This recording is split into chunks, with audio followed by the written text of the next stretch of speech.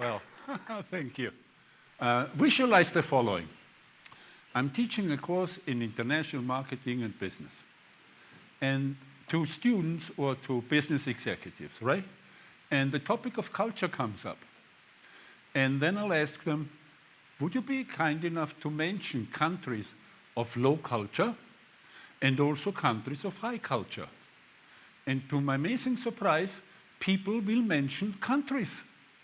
And then I usually tell them, well, there is no such a thing as a country of low culture or high culture.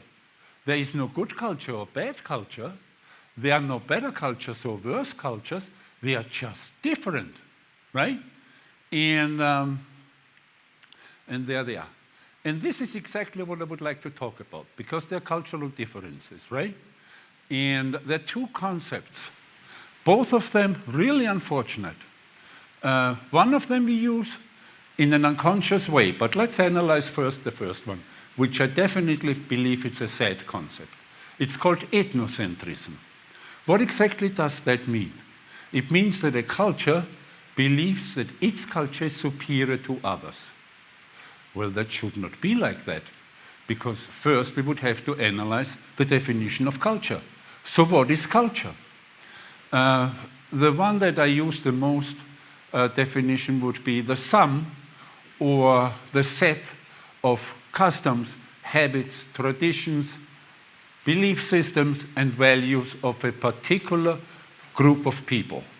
I insist on that because it can also be of a country.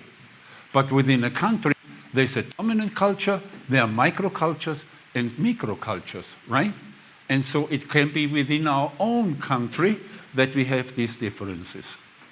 Now, when a country says, my culture is superior to yours, that's unfortunate. And history has proven to us that this exists, actually even up to date, right?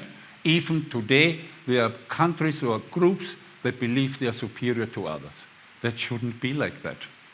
Another definition I know of, so many there are about cultures, is a very short one, a simple one, but it's a very good one. And it's the way we do things around here.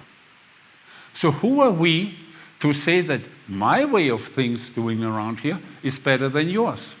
It's basically impossible to say, right? Impossible to think like that. And the other concept I want to talk about mostly is called self-reference criterion. Now, these two concepts, ethnocentrism and self-reference criterion, might overlap. And the self-reference criterion is usually unidentified. We do it, all of us, we do it.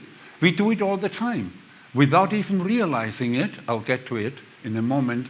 But we should identify it, we should know what it is, and then we can keep it in check, right?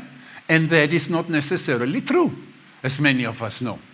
So if you are aware of the self-reference criterion, you think like that, you might take advantage of it and say, I'm going to keep that self-reference criterion in check.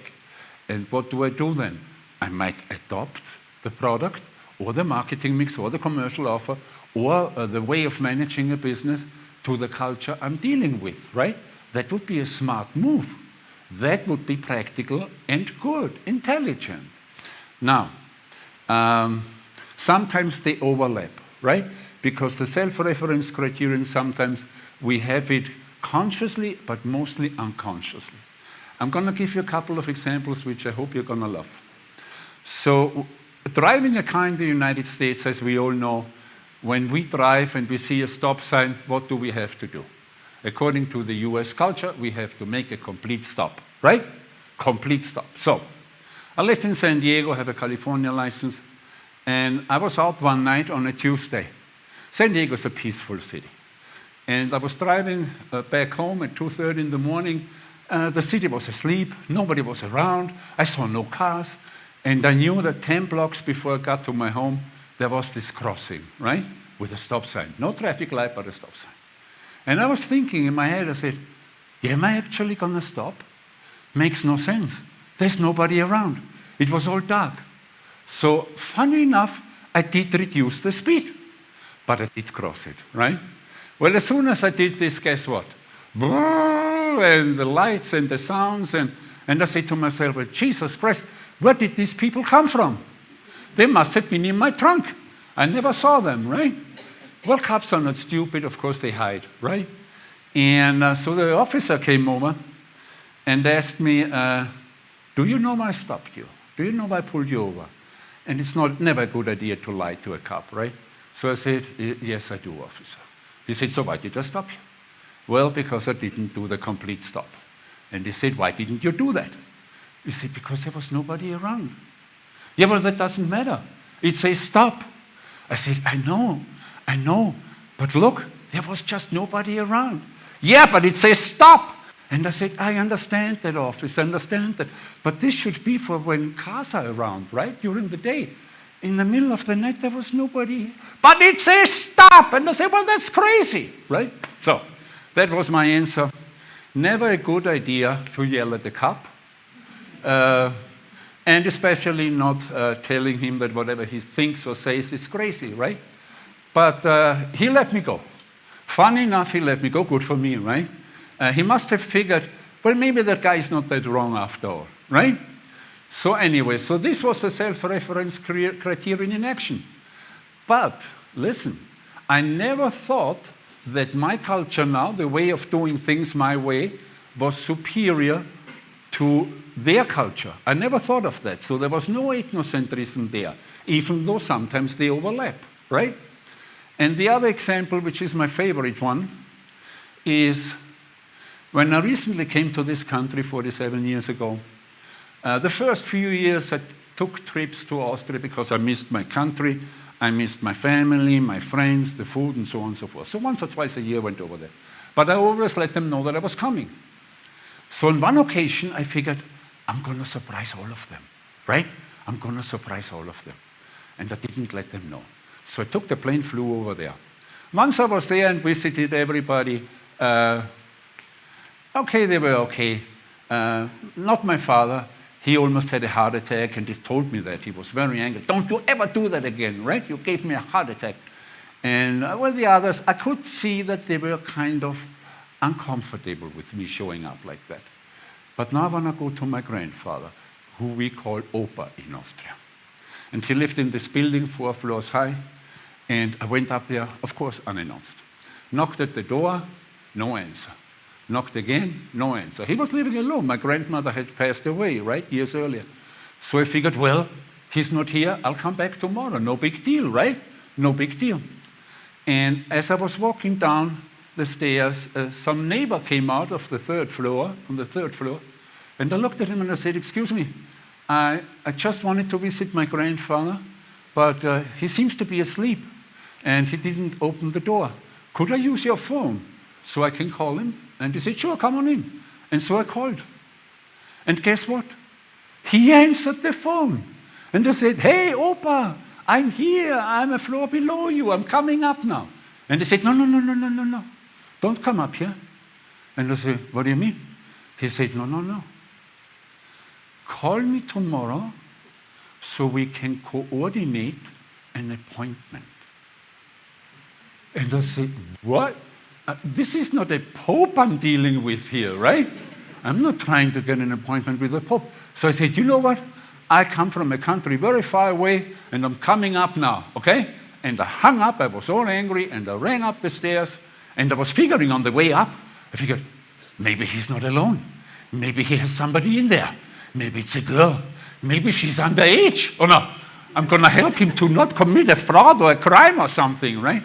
So I knocked at the door. He finally opened. I ran through. I didn't even say hello to him. I ran through the apartment like a tornado, right? Like a twister, looking around all over the place. There was nobody there. And I said, Opa, why didn't you open the door? And he said, well, you cannot come unannounced. And I said, of course I can. He said, not in this country you can't. And that's when I started thinking, and I said, oh man, I made a mistake. Austrians don't like that. They don't do it like that. And I had forgotten about it, right? And I imposed what I now know is a Latin culture, and I thought it was better, right? And so, to make a long story short, on that surprise trip, I came to visit all of them, but I had problems with every and each of them. We had arguments all over the place.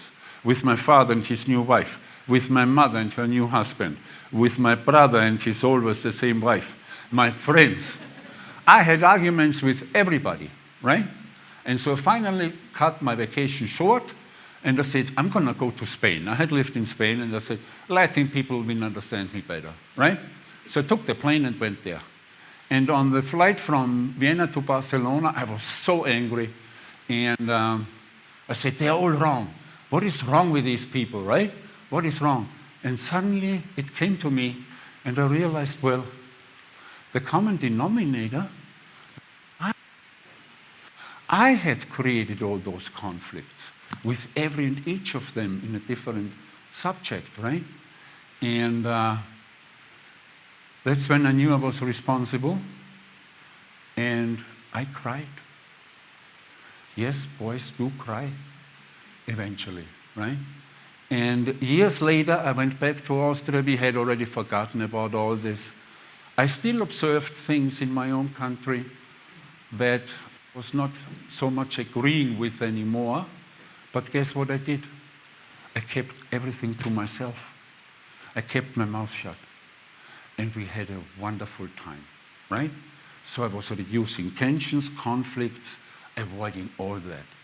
I created social harmony with my family. Make sense? And here is now the big point of today's talk, in my case. What should we really do? First of all, we should teach our children from very first, when they're very young, right? We should teach them.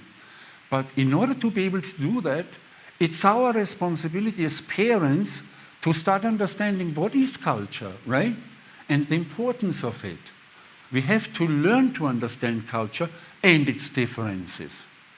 And then to not offend any culture or disrespect any culture or criticize or judge any culture. Does this make sense somehow? With the self-reference criterion, it is like overlapping a little bit with ethnocentrism. It's like when we judge or criticize some aspect of a particular culture according to our own cultural standards. That is usually unconscious, but that does not necessarily mean, the way I did it with my family in Austria, that I considered my new culture now superior to theirs. No, there was no ethnocentrism involved, okay? It was just the self-reference criterion. So what should we do? Let's get prepared. Let's understand what culture is. Let's find out about the differences, cultural differences, and let's embrace these, right? Because then we would have more diversity, more creativity for business. It will make us also, oh, I have a new one. This was the thing I wanted to mention. When we use the self-reference criterion and we are aware of it, then we can adopt our product, marketing mix, commercial offer, ways of running a business or something, right, to the other culture that we're dealing with. We already mentioned that. But there's something else we can do. And you're going to be surprised when you hear that. And I have lived through that. Sometimes I think, why are these people doing that particular thing like that? And then I say, because we do it differently. And in a lot of occasions, I have come to the conclusion, funny, those people have a more practical way of doing it. It seems to be a smarter way of doing it, or no? So it's not only the self-reference criterion as such. Okay, if it's unconscious, it's an unfortunate thing. If it's conscious, I adapt.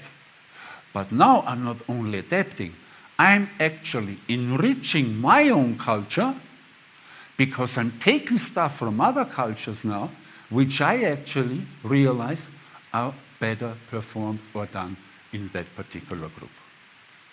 That's embracing cultural differences. So what to do?